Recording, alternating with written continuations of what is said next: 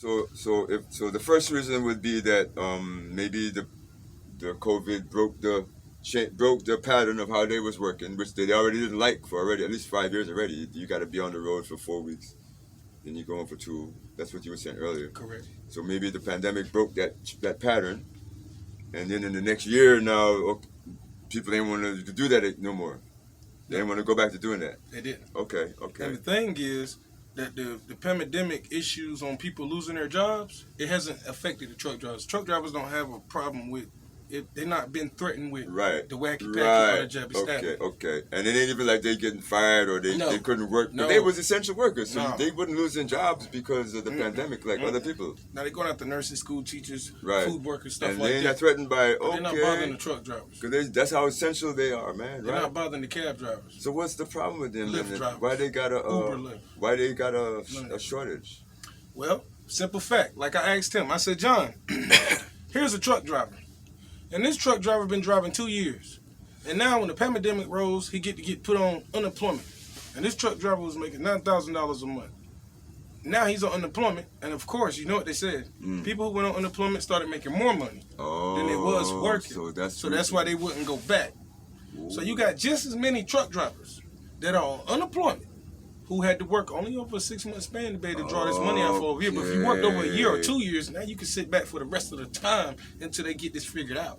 Oh, because wow. They give them, like, hey, you make this much on an average, so we got to give you this through unemployment. Right. So right. The men and women say, you know what? I'm not going back to driving no rig.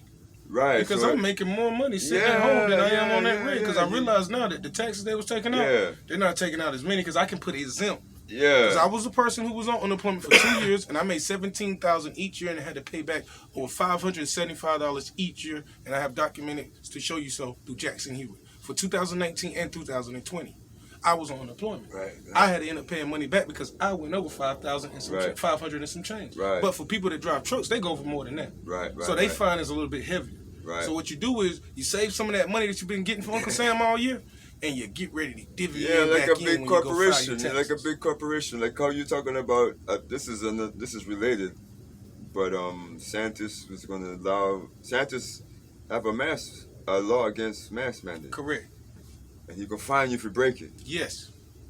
But you a big corporation, so you making multi-billions. You got making multi-billions, so you just got a little piggy bank with fine money right there. Yeah. Now y'all got to wear masks in my restaurant, and if you don't, you can't come in here and eat or dine. We don't want your money.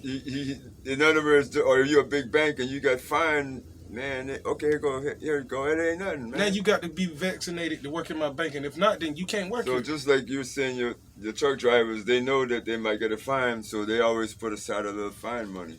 Oh yeah. That's on. Because it sounds like from what I was scanning, and like if you're a truck driver, you got to work 2 months to get 1 month's worth of unemployment. The amount of money you get in 1 month. Yes. And it don't sound like. I kind of heard a little bit of when you talk to your father from a distance, because when I was in the garden, and it don't sound like he's political. So it don't sound like these guys are political. But then as soon as you bring in unemployment. Yes. Everybody got something to say.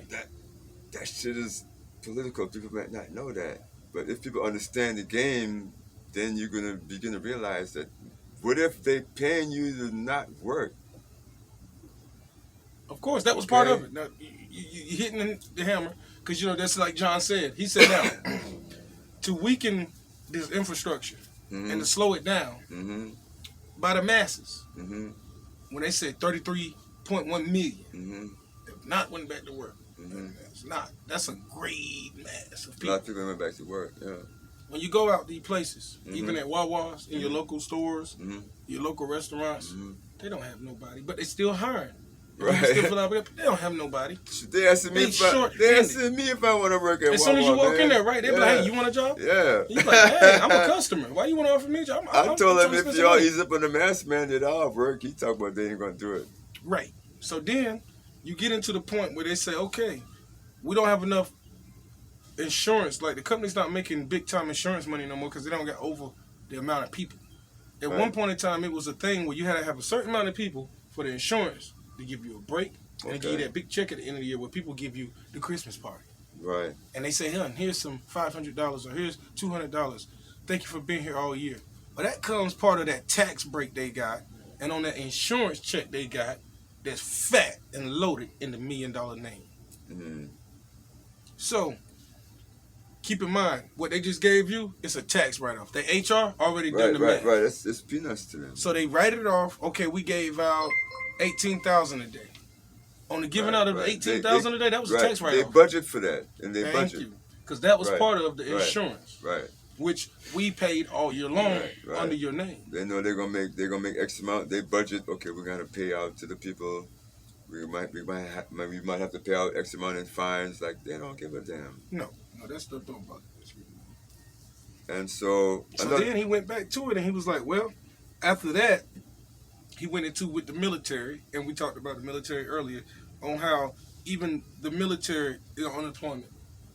And you got soldiers that's on unemployment. So just as many soldiers who say, I don't want to get vaccinated and things of that nature, you got soldiers who didn't get to give that option because if they don't get vaccinated, they lose their unemployment. Wow. Right. So, This is serious, man. So yeah, you're right. This is like an attack on the population. Going back to it, is it part of breaking it down? Yes, it is. Now, I don't know if anybody in the audience might have caught this, and I can't remember who it was, but I definitely remember I got the video of some big boy, or, well, he might have just been a talking head, a mouthpiece, but somebody said something to the effect that we are going to break your will. So, am I the only one thinking they're trying to break our will to get us to bend to their will? And if we don't know this by now, are we being ruled by psychopaths?